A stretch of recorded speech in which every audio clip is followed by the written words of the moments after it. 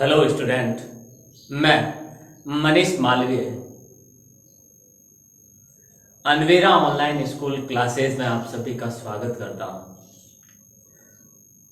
हम पढ़ रहे थे क्लास 11th की एग्रीकल्चर बायो से का पहला जो अध्याय है हमारा जीव विज्ञान के बारे में हम पढ़ रहे थे। जीव विज्ञान के बारे में हम पढ़ रहे थे। तो इसके बारे में अपन ये हमारा जो तीसरा वीडियो है, तीसरा पार्ट है इस अध्याय का, ठीक है। तीसरा अध्याय है और तीसरा पार्ट है इस अध्याय का, और दो पार्ट में अपन ने बहुत कुछ पढ़ चुके हैं। दो पार्ट में हम जीव विज्ञान और जीव विज्ञान की विभिन्न शाखाओं के बारे में अपन पढ़ चुके हैं। हाँ, तो एक बार अपन रिवाइज करते हैं कि हमने पढ़ा क्या था। सबसे पहले हमने जीव विज्ञान की परिभाषा पढ़ी थी। क्या पढ़ी थी? जीव विज्ञान की परिभाषा में हमने पढ़ा था कि विज्ञान की वह शाखा जिसके अंतर्गत क्या किया जाता है, सजीवों के उद्भव यानी उनकी उत्पत्ति, उद्भव, संरचना, कार्यकी का अध्ययन किया जाता है। कार्यकी का अध्ययन किया जाता है, ये हमने पढ़ा। फिर हमने एक बात और पढ़ी थी कि हाँ, जो जीव विज्ञान का जो जनक है, कौन है? अरस्तु। कौन है? अरस्तु को जीव विज्ञान का जनक माना जाता है। उसके बाद हमने जीव विज्ञान की विभिन्न शाखाओं के बारे में पढ़ा, जिसमें कोशिका विज्ञान, जंतु विज्ञान, वनस्पति विज्ञान, सूक्ष्म जीव विज्ञान, कई सारी विज्ञान के बारे में पढ़ा। लगभग 20 से 21 अपन ने क्या पढ़ी थी? विभिन्न शाखाएं पढ़ी थी। किसकी? जीव विज्ञान की विभिन्न शाखाएं पढ़ी थी। अब अपन पढ़ते हैं अध्ययन का क्षेत्र। अब अपन पढ़ेंगे जीव विज्ञान का अध्ययन का क्षेत्र, कि जीव विज्ञान का अध्ययन हम किन किन क्षेत्रों में कर सकते हैं और किन किन क्षेत्रों में जीव विज्ञान के अध्ययन से हम क्या कर सकते हैं, लाभ हो सकता है। हम जीव विज्ञान के अंदर जो जीव विज्ञान से जो हमें जानकारी प्राप्त होती है, उनको हम किन किन क्षेत्रों में काम ले सकते हैं, ठीक है, महत्व क्या है हमारे लिए। तो हम पढ़ते हैं आज जीव विज्ञान का अध्ययन क्षेत्र। जीव विज्ञान का अध्ययन क्षेत्र के बारे में आज अपन पढ़ेंगे। तो देखिए, अध्ययन क्षेत्र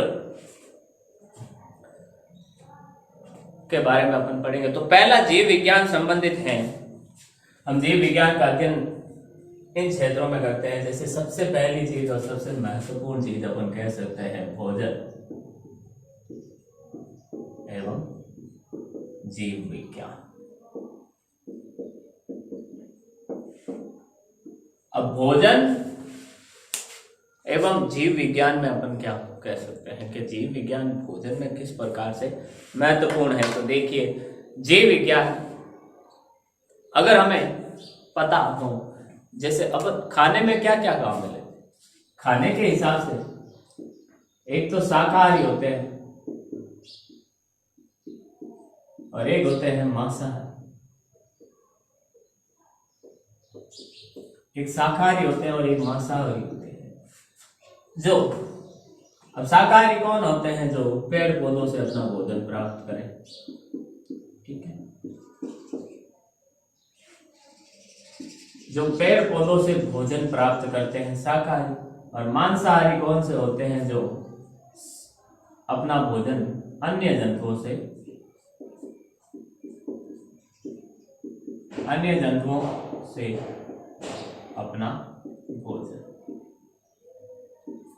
अन्य जंतुओं से क्या करे, अपना भोजन प्राप्त करे, वो क्या कहलाता है, हमारा मांसाहारी कहलाता है।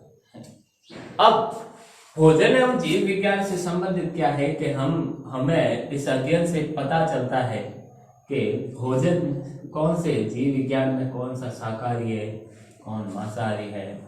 दूसरी चीज हमें ये पता चलती है कि भोजन एवं जीव विज्ञान इस प्रकार से संबंधित है कि शाकाहारियों में हम पेड़ पौधे होते हैं, पेड़ पौधों में भी तो कई सारे पेड़ पौधे होते हैं जो खाने योग्य है, ठीक है। कई, अब ये पेड़ पौधे कोई खाने योग्य होते हैं,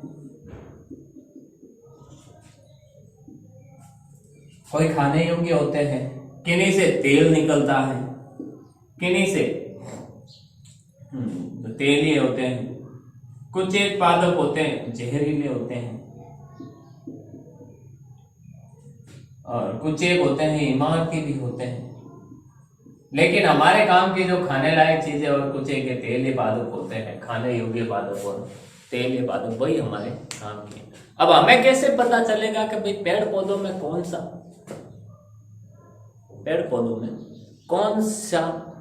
पेड़ पौधा और उस पेड़ पौधे का, उस पौधे का कौन सा भाग क्या है, खाने लायक है, ये हमें कैसे पता चलेगा? ये हमें कैसे पता चलेगा? ये हमें तब पता चलेगा जब अपन जीव विज्ञान की जो एक शाखा जिसमें पेड़ पौधों का अध्ययन किया जाता है, वनस्पति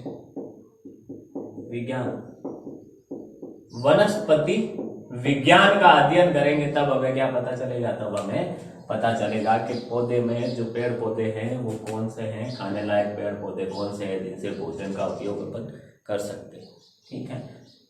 भोजन में उपयोग अपन कर सकते हैं। इसी तरह मांसाहारी, अब मांसाहारी जंतु भी होते हैं, कईयों से जो जंतु होते हैं, कुछ मनुष्य मांस भी खाते हैं। तो मनुष्य, अब जीव जंतु, जीव विज्ञान मांसाहारी, ठीक है, कुछ मांस भी खाते हैं। आगे देखें, अब जीव जंतुओं के अब हम देखते हैं कि कई आदिवासी प्रजातियां हैं, कई होते हैं जो मनुष्य हैं मांसाहारी हैं, ठीक है, अपने भोजन के रूप में मांस ग्रहण करते हैं, अन्य जीवों को खाते हैं। तो देखिए क्या मांसाहारी जंतु क्या करते हैं? अब मांसाहारी में जंतु से क्या प्राप्त किया जाता है? एक तो मांस, दूसरे भोजन जंतुओं से खाने योग्य क्या प्राप्त किया जाता है भोजन के रूप में? अंडे, ठीक है, मांस और अंडे,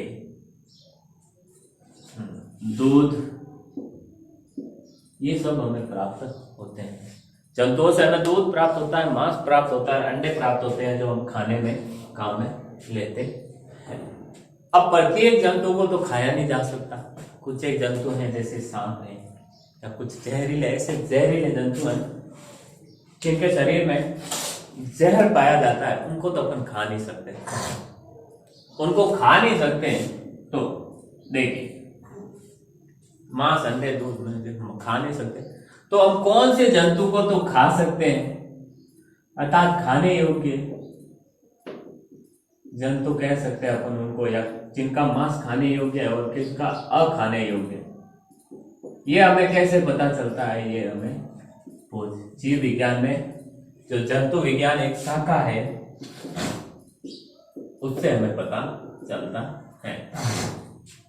जीव विज्ञान की एक शाखा जंतु विज्ञान है, उसमें जंतुओं के विभिन्न भागों का अध्ययन करने के बाद हमें पता चलता है कि कौन सा खाने योग्य है, ठीक है, खाने योग्य भाग है, कौन सा जंतु खाने योग्य, जंतु का कौन सा खाने योग्य भाग है। दूसरा अंडे, अब हर कोई जंतु तो अंडा देता नहीं है, कुछ एक अंडे देते हैं, कुछ एक बच्चे उत्पन्न करते हैं। अब एक बात आई है अंडे पर, तो जो जंतु अंडे देते हैं, ठीक है, उन्हें अपन अंडज कहते हैं, और जो जंतु डायरेक्ट बच्चे उत्पन्न करते हैं, शिशु उत्पन्न करते हैं, उन्हें जरायुज कहते हैं। छोटी सी क्लासों की परिभाषा है। तो जो जंतु अंडे देते हैं, जो जीव जंतु अंडे देते हैं वो अंडज कहलाते हैं, और जो बच्चे उत्पन्न करते हैं वो जरायुज कहलाते हैं। अब हर कोई तो अंडा देता नहीं है, हर कोई प्रत्येक जंतु तो अंडा देता नहीं है, कुछ बच्चे भी देते हैं, ठीक है। और अंडे में हर एक जंतु का अंडा खाने योग्य भी नहीं होता, ठीक है। तो देखिए, जैसे सांप का अंडा है,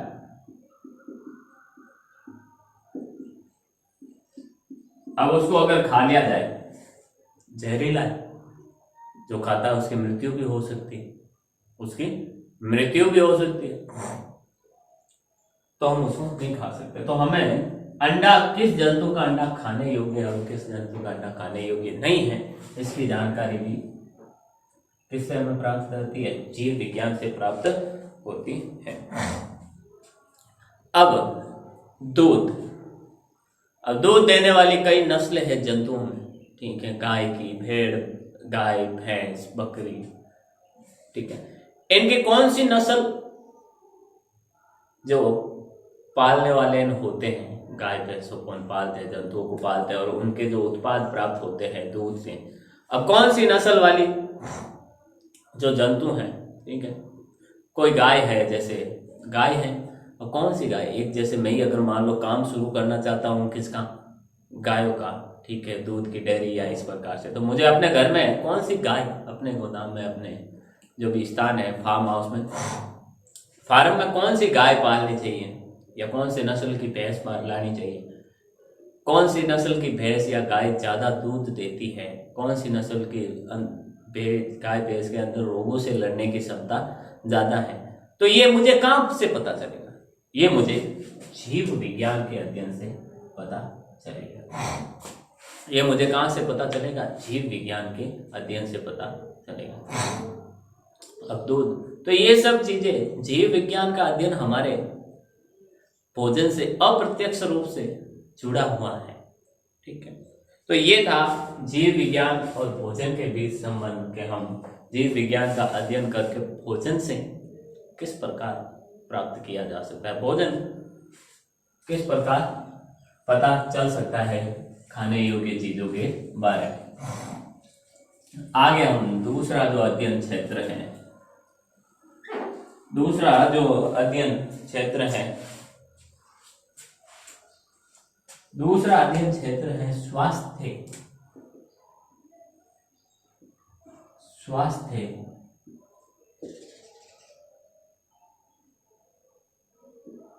स्वास्थ्य व रोग और जीव विज्ञान। स्वास्थ्य व रोग और जीव विज्ञान। अब जीव विज्ञान का अध्ययन रोग और स्वास्थ्य से किस प्रकार से जुड़ा हुआ, किस प्रकार से जुड़ा हुआ, तो देखिए,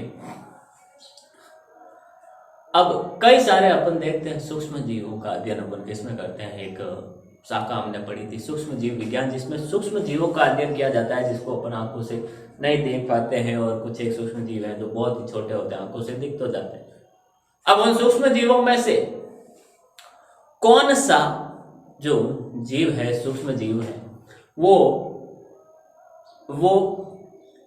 रोग फैलाने वाला है, कौन सा मानव के स्वास्थ्य पर अटैक करता है, आक्रमण करता है, मानव को बीमार बनाता है, ठीक है। तो जीव विज्ञान के अध्ययन से हमें क्या पता चलता है? जीव विज्ञान के अध्ययन से हमें पता चलता है कि मानव के स्वास्थ्य और रोग के बारे में पता चलता है कि कौन सा सूक्ष्म जीव है या कौन सा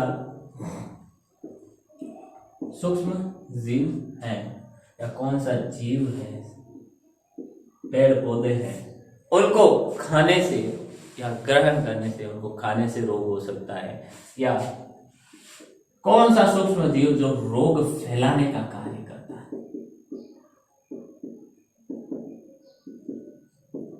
अब जैसे एक मलेरिया ले लीजिए, एक मलेरिया रोग है, ठीक है, तो उसका रोग वाहक मादा एनाप्लिज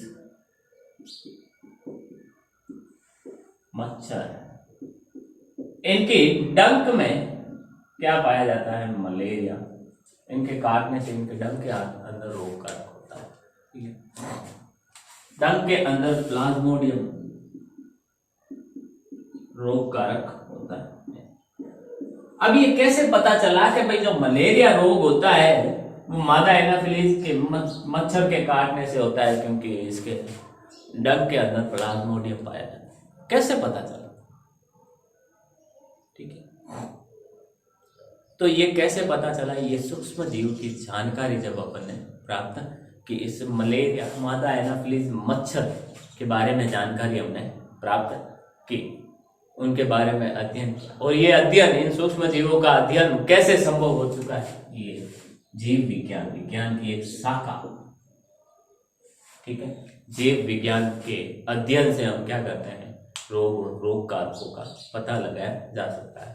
आज के समय में हम देखते हैं जो पुराने समय में लाइलाज बीमारियां थी, जिनका कोई इलाज भी नहीं था, आज के समय में उनका इलाज भी मुमकिन हो सका है। आज के समय में उनका इलाज मुमकिन हो सका, ठीक है।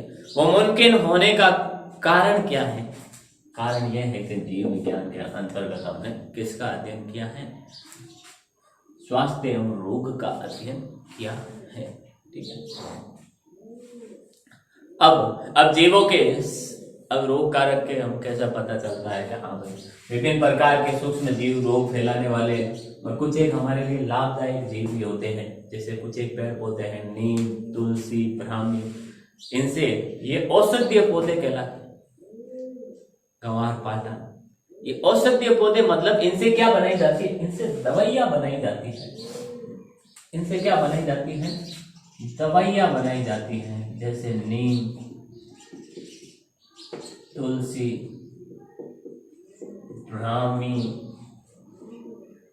गवार पाटा, ये कुछ पादप हैं जो अपन, इनसे दवाइयां या औषधियां बनाई जाती है। अब ये हमें कैसे पता चला कि हाँ भाई इन पौधों का उपयोग दवाइयों के रूप में काम में लिया जा सकता है? ये हमें ऐसे पता चला जब हमने जीव विज्ञान की वनस्पति शाखा में क्या किया है? पेड़ पौधों के बारे में पढ़ा है, पेड़ पौधों की संरचना, कार्य की, अर्थात उनकी कार्य प्रणाली, उनके अंदर जो सिस्टम पाए जाते हैं, तंत्र, उनके अंदर वो कौन सी खास चीज है, कौन से स्पेशल फैक्ट है, वो भी हमने अध्ययन किए। वो अध्ययन किए किसके अंदर? जीव विज्ञान की एक शाखा वनस्पति के अंतर्गत, ठीक है। इसी प्रकार से कई एक, ठीक है, तो जहर को, जैसे किसी को जहर चढ़ जाता है तो उसको टीके लगाए जाते हैं, तो वो जो टीके लगाए जाते हैं उनको उनमें जहर को काटने की, जैसे सांप खा गया और सांप खाने के बाद जहर चढ़ गया, उसको बचाने के लिए शरीर में टीके लगाए जाते हैं, ठीक है, उस जहर के असर को कम करने के लिए। पर ये कैसे होता है? ये कैसे पता चला कि इस प्रकार की ये दवाई है? उस जहर का जो काट है वो कैसी दवाई में होगा? कैसी दवाई हमें बनानी पड़ेगी कि उस जहर को, सांप के जहर को काटा जा सके? वो काटने का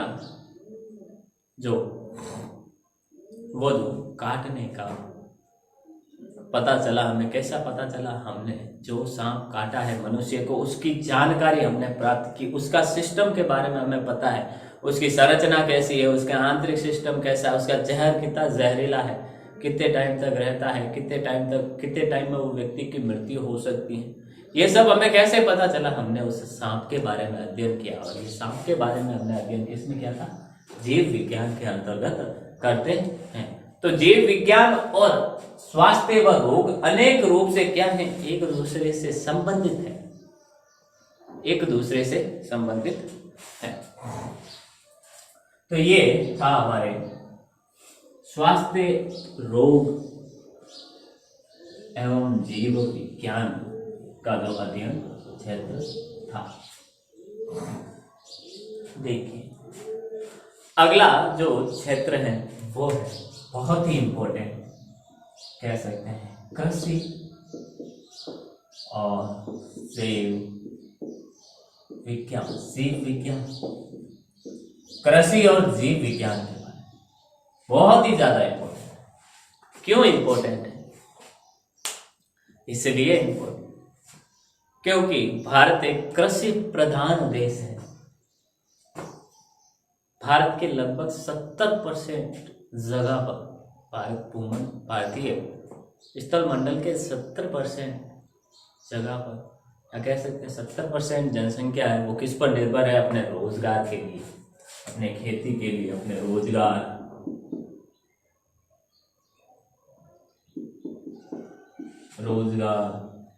भोजन आदि के लिए किस पर निर्भर है? वो कृषि पर निर्भर है। वह भारत एक कृषि प्रधान देश है। यहाँ अत्यधिक मात्रा में, कह सकते हैं अत्यधिक जगह पर, अत्यधिक स्थान पर क्या होती है? खेती होती है।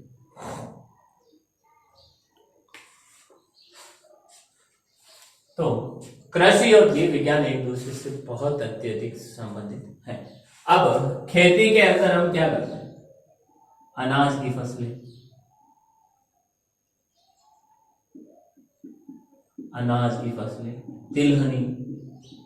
तिलहन की फसलें, दालों की फसलें, ठीक है। ये कुछ एक फसलें अपन बोते हैं करके, ठीक है। अब कौन सी फसल, इन तीनों में से कोई भी फसल बोल रही है अपन, तो अपन उसमें क्या गुण देंगे? कोई भी फसल हमें बोनी है तो हम उस फसल के किस्म का चुनाव करते हैं। जैसे गेहूं की है तो गेहूं की कई सारी किस्में आती है, उनमें से कौन सी किस्म हमें बोनी है हमारे खेत में, उसका चुनाव अपन करते हैं। वो जब चुनाव करते हैं तो हम क्या देखते हैं? उस फसल में उसकी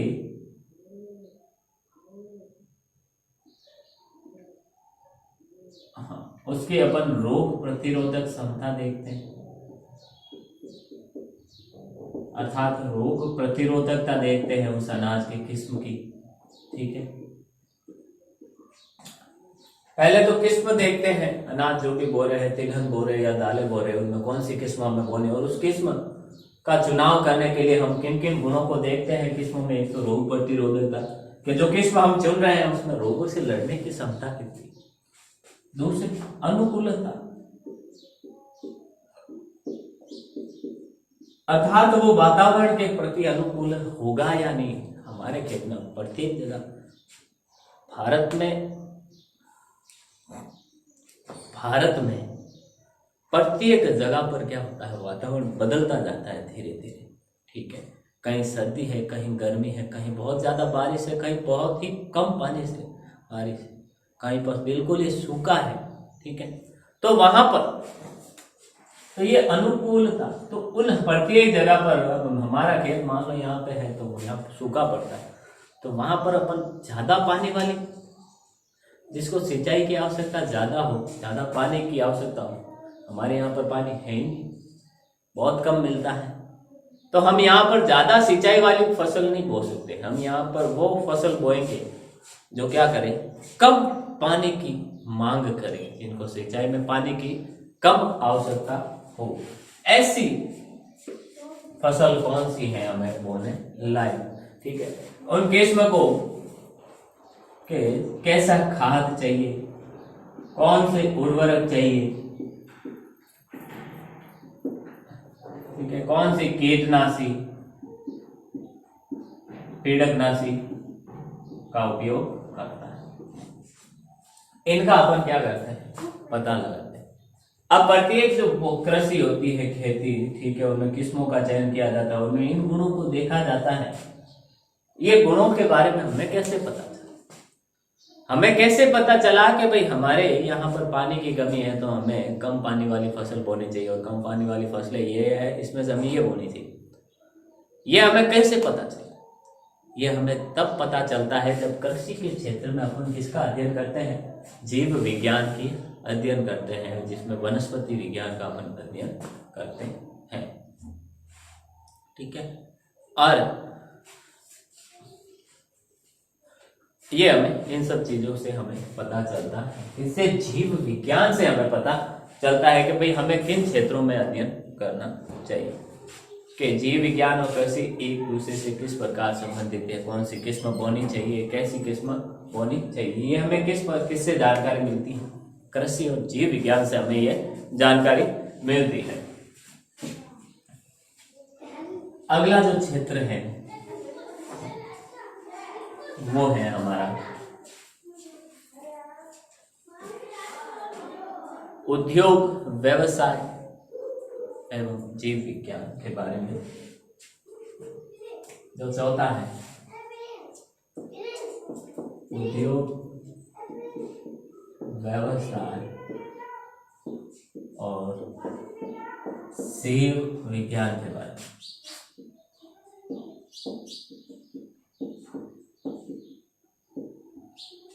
अब उद्योग धंधे, रोज जो फैक्ट्रियां उद्योग चला रही है, अनेक प्रकार के जो उद्योग है, उनमें जीव विज्ञान का अध्ययन क्षेत्र है।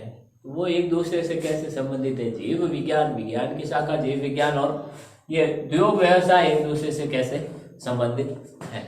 तो वो एक दूसरे से इस प्रकार संबंधित हैं कि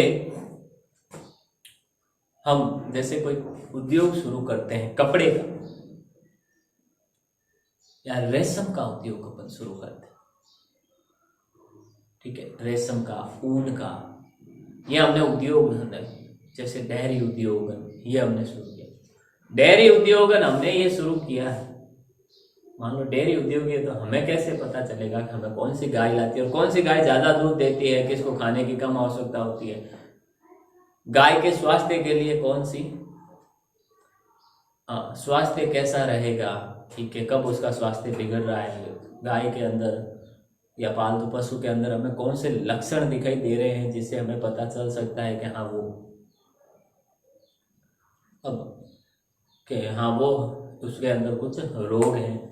या गायों को पहचानने के लिए पालतू पशुओं की नस्लों में, अब नस्लें, गाय तो गाय है, दिखेगी एक जैसी, तो हम एक गाय को दूसरी गाय से किस प्रकार अलग कर सकते हैं, दोनों के अंदर क्या लक्षण पाए जाते हैं, उन लक्षणों के बारे में इन सब का अध्ययन अपन जीव विज्ञान में करते हैं, ठीक है। अब डेयरी उद्योग में अगर अपन लगाना है तो जैसे मैंने आपको पहले भी बताया कि कौन सी नस्ल हमें काम में लेनी है, ठीक है, गाय की कौन सी नस्ल ज्यादा दूध देती है, ठीक है।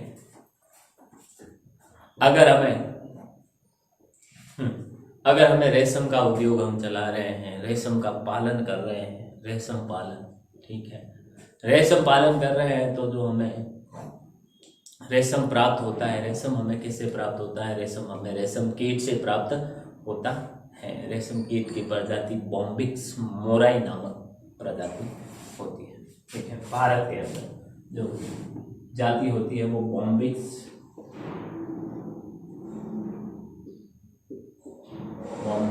मोराई, ठीक है। ये कैसे पत्तों पर खा रहती है, ये शहतूत के पत्तों को खाती है, शहतूत के पत्तों को खाती है। शहतूत के पत्तों को खाती है। बॉम्बिक्स मोराई नामक रेशम कीट होता है जिससे रेशम प्राप्त किया जाता है। अब हमें ये कहां से पता चलेगा, अगर मैं ही लगाना चाहता हूं कि मेरे को रेशम का उद्योग लगाना है, रेशम पालन करना है, रेशम, तो मुझे कौन सा कीट या कौन सा कीट है जिसको काम में लेना होगा रेशम कीट के। रेशम कीट की भी कई सारी प्रजाति आती है, ठीक है। अब मुझे पता चल गया बॉम्बिक्स मोराई नामक हमारे ज्यादा रेशम प्राप्त होता है, उससे ये लेनी चाहिए, तो क्या करेंगे अपन, इसको लेके पाल देंगे, चलो पालेंगे कितने, और बिना ज्ञान के क्या करेंगे अपन।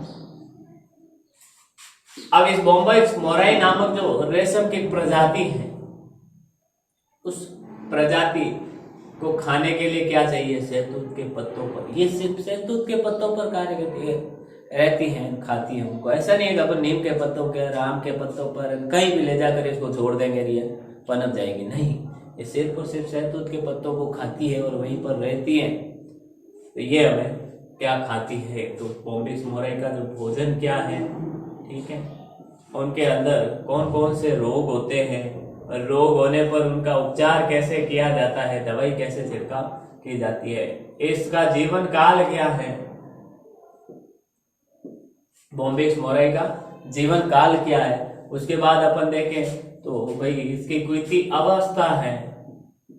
अब ये कीट है तो पहले इससे अंडे से आएगा, अंडे से फिर लार्वा निकलेगा, लार्वा से इसका कोकून प्राप्त होता है, ठीक है, सॉरी प्यूपा, कोकून, और फिर जाके ये वयस्क बनता है। अब ये 5 अवस्थाएं होती हैं। इनमें से कोकून अवस्था में क्या किया जाता है, इससे रेशम प्राप्त किया जाता है, ठीक है।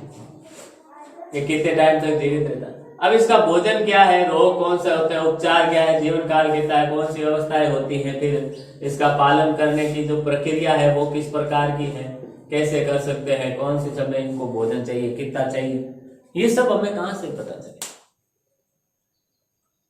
ये जो हम अपन रेशम उद्योग बोल दिया, कोई मैं रेशम के कीट का पालन करूंगा और उद्योग लगाऊंगा रेशम का, बोलने से कुछ होगा नहीं। हमें इन सब चीजों की जानकारी करनी पड़ेगी। और ये सब जानकारी हमें किससे प्राप्त होगी, ये सब जानकारी हमें जीव से, जीव विज्ञान के अंतर्गत प्राप्त होती है। जब अपन जीव विज्ञान के अंतर्गत सूक्ष्म जीवों की शाखा में जो रेशम कीट होता है, रेशम कीट की बॉम्बिक्स मोराई प्रजाति के बारे में क्या करेंगे, अपन जानकारी प्राप्त करेंगे, अध्ययन करेंगे, तब हमें इन सब चीजों के बारे में पता चलेगा कि भाई अगर रेशम कीट लगाना है, हमें रेशम पालन करना है, रेशम उद्योग शुरू करना है, तो ये हमारा एक उद्योग और व्यवसाय ही तो है। और इसके लिए हमें जो जानकारी प्राप्त होती है वो कैसे प्राप्त होती है, वो जीव विज्ञान से प्राप्त होती है। तो जीव विज्ञान और उद्योग व्यवसाय आपस में जुड़े हुए हैं। इसी तरह सिर्फ रेशम कीट, इसी तरह प्रत्येक जीव के जैसे उद्योग है, डेयरी उद्योग भी उद्योग है, ठीक है, डेयरी उद्योग भी उद्योगी है। अब कई सारे कहते हैं जैसे मोती प्राप्त, अब समुद्र में सीपी से क्या प्राप्त किया जाता है, मोती प्राप्त किए जाते हैं। अब कौन से, ये हमें कहां से पता चला, सीपी एक जीव है, उस सीपी के अंदर, उसके बाह्य आवरण के अंदर क्या पाया जाता है, मोती पाया जाता है। अब ये कैसे पता चला भाई कि एक सीपी नाम का जंतु भी है जिसके अंदर मोती पाए जाते, ये कैसे पता चला, ये हमें कैसे पता चला, ये हमें जीव विज्ञान में जो जंतु विज्ञान है, ये शाखा है, सूक्ष्म जीव विज्ञान शाखा है, उसका अध्ययन करने से हमें पता चला कि सीपी नामक समुद्री जीव है, उसके अंदर का क्या पाया जाता है, मोती पाया जाता है। फिर उन सीपियों को पकड़ा जाने लगा और मोतिया, उनके अंदर से मोती निकाल के क्या करने लगे, बेचने लगे। उद्योग और व्यवसाय के रूप में ये विकसित हो गया। ये क्या हो गया, उद्योग और व्यवसाय के रूप में विकसित हो गया। तो इस प्रकार से उद्योग, व्यवसाय और जीव विज्ञान आपस में संबंधित है, ठीक है, क्योंकि ऐसा कोई उद्योग ही नहीं है जो पेड़ पौधों, जीव जंतु या जीव विज्ञान से संबंधित नहीं है। ऐसा कोई उद्योग नहीं है, व्यवसाय नहीं है जिस व्यवसाय में कहीं ना कहीं भी उद्योग व्यवसाय में क्या हो, पेड़ पौधों, जीव जंतु या जीव विज्ञान से संबंधित क्षेत्रों की जानकारी होना जरूरी नहीं। अपन उद्योग लगाएंगे तो जैव तकनीकी हमें चाहिए होगी, तकनीकी की जानकारी हमें प्राप्त होनी चाहिए। अब कौन सी तकनीकी हमारे लिए लाभदायक है, कौन सी तकनीकी हमारे लिए लाभदायक नहीं है, उसका उपयोग भी हम जीव विज्ञान की जैव प्रौद्योगिकी की शाखा जो होती है उससे हमें प्राप्त चलता है। अगला जो क्षेत्र है अध्ययन का, जीव विज्ञान के अध्ययन का जो क्षेत्र है 5वां, देखिए 5वां जो जीव विज्ञान के अध्ययन का क्षेत्र है वो है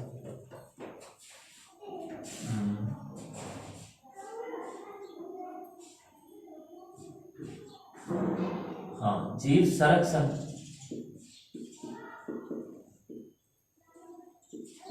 व जीव विज्ञान। जीव संरक्षण और जीव विज्ञान हमारा क्या है 5वां, जो जीव संरक्षण या जंतु संरक्षण अपन जिसे कह सकते हैं। तो देखिए, अब जंतु संरक्षण के और जीव विज्ञान किस प्रकार से संबंधित, एक हमने चीज पढ़ी, क्या पढ़ी, पढ़ते हैं 10वीं क्लास में पढ़ी है, IUCN, अंतरराष्ट्रीय प्राकृतिक संरक्षण संघ के बारे में पढ़ा, international union of conservation of nature, international union of conservation of nature, अंतरराष्ट्रीय प्राकृतिक संरक्षण संघ के बारे में पढ़ा। उसमें अपन ने एक चीज पढ़ी थी, रेड डाटा बुक के बारे में पढ़ा था, जिसमें विभिन्न प्रजातियों के बारे में हमने पढ़ा। ठीक, विभिन्न प्रजातियों में देखिए, विलुप्त प्रजातियां, संकटग्रस्त प्रजातियां, अति संवेदनशील प्रजातियां, उसके बाद हमने पढ़ा दुर्लभ प्रजातियां, और इसके बाद हमने पढ़ा था अपर्याप्त ज्ञात। ये 5 प्रकार की जो प्रजातियों के रूप में विभिन्न प्रकार के पेड़ पौधों और जीव जंतुओं को बांटा है IUCN में, IUCN नामक संस्था ने रेड डाटा बुक में। ठीक है, अब इनमें से कुछ प्रजातियां हमारे लिए काम की, उपयोगी हैं। ठीक है, जिन जो हमारे उपयोग में, हमारे उद्योग व्यवसाय में, कृषि में, ठीक है, इन सब में काम आते हैं, वो जीव हमें उपयोगी जीव है। अब इनमें से कुछ जीव ऐसे हैं जो उपयोग के हैं लेकिन विलुप्त हो चुके हैं, जिनका पहले अपन उपयोग करते थे लेकिन अब उपयोग नहीं हो रहा। तो उनका उपयोग क्यों नहीं हो रहा? क्योंकि वो दुनिया में ही नहीं है, वो विलुप्त प्रजाति। कुछ एक ऐसे हैं जो संकटग्रस्त है, कुछ एक अति संवेदनशील और कुछ एक दुर्लभ है। ठीक है, कुछ एक संकटग्रस्त है, मतलब कुछ एक जीव जंतु पेड़ पौधे ऐसे हैं जिनके बारे में जिनको हमारे लिए लाभदायक है लेकिन बहुत ही कम संख्या में रह गए, अगर उनको बचाया नहीं गया, ठीक है, तो आने वाले समय में वो खत्म हो जाएंगे, वो विलुप्त प्रजाति में चले जाएंगे, हमें कहीं देखने को नहीं मिलेंगे। ठीक है, इसी तरह कुछ अति संवेदनशील है जिनकी संख्या बहुत ही कम है। ठीक है, अगर उनको बचाया नहीं गया, उनको संरक्षण प्रदान नहीं किया गया, तो क्या होगा कि वो संकटग्रस्त से विलुप्त में हो जाएंगे। कुछ एक दुर्लभ है जो किसी निश्चित स्थान पर ही पाए जाते हैं, हर जगह नहीं पाए जाते। कुछ एक पेड़ पौधे जीव जंतु निश्चित स्थान पर ही पाए जाते हैं।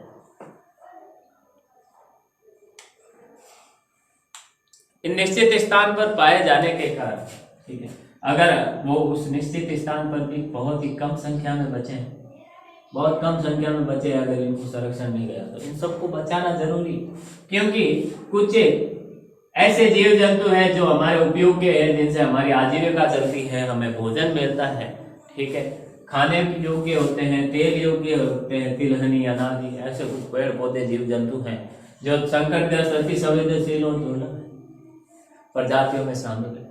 इनका अगर अपन ने बचाया नहीं गया तो उन जीवों पर जो निर्भर रहने वाला, जैसे कोई जंतु है वो संकटग्रस्त प्रजाति में बहुत कम संख्या में बच गया है और उन पर निर्भर है कुछ हमारा उद्योग,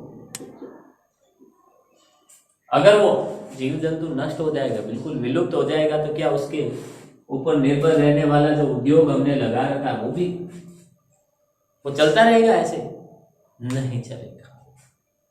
क्यों नहीं चलेगा? क्योंकि हमारा जो उद्योग था उसका आधार ही वो जंतु जात था जो संकटग्रस्त था और अब विलुप्त ही हो गया। वो जंतु ही नहीं है अब कहीं पर, पूरी पृथ्वी पर वो जीव जंतु या पेड़ पौधा है ही नहीं, तो हमारा उद्योग कैसे चलेगा? हमारा उद्योग कैसे चलेगा? तो इस प्रकार से तो इन सब चीजों को, संकटग्रस्त, अति संवेदनशील और दुर्लभ प्रजातियां, जो हमारे उपयोग के जो जीव जंतु हैं, पेड़ पौधे हैं, उनका क्या करना चाहिए? हमें संरक्षण करना चाहिए। अब इतनी जानकारी हमें कहां से प्राप्त होती? अब हम यहाँ से अपने आसपास के क्षेत्र में देख सकते हैं कि हमारे गाय है, ठीक है, गाय से हमें दूध, कई सारे भेड़ है, हमें ऊन प्राप्त होता है।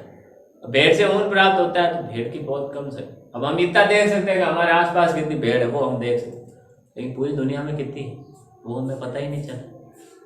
पूरी दुनिया छोड़ो, पूरे जिले में कितनी होगी, जिले से राज्य में, राज्य से पूरे देश, देश के बाद दुनिया आती है, विश्व आता है, तो पूरे विश्व में वो कितनी संख्या में है? कम संख्या में है। उनकी संख्या लगातार घट रही है, बढ़ रही है। ये हमें कैसे पता चले? ये हमें पता चलता है जीव विज्ञान के अध्ययन से। जीव विज्ञान के अध्ययन से हमें पता चलता है क्या, कि कौन सा जीव जंतु पेड़ पौधा है वो कम संख्या में रह गया है, कि इनको बचाने की जरूरत है। ठीक है, किसकी संख्या बड़ी है, किसकी संख्या कम हुई है, इन सब का अध्ययन हमें पता चलता है, जीव विज्ञान के अध्ययन से हमें पता चलता है। तो ये था आज हमारे अध्ययन का क्षेत्र, जीव विज्ञान के अध्ययन के जो क्षेत्र होते हैं, जहाँ पर जीव विज्ञान की जो शाखा है वो अपना कार्य करती है, अध्ययन करती है, जिसमें अपन ने भोजन, कृषि, स्वास्थ्य, रोग, उद्योग, व्यवसाय, ये कुछ क्षेत्र के बारे में आज अपन ने पढ़ा, जिनमें जीव विज्ञान का उपयोग किया जाता है, जीव विज्ञान के अध्ययन किया जाता है।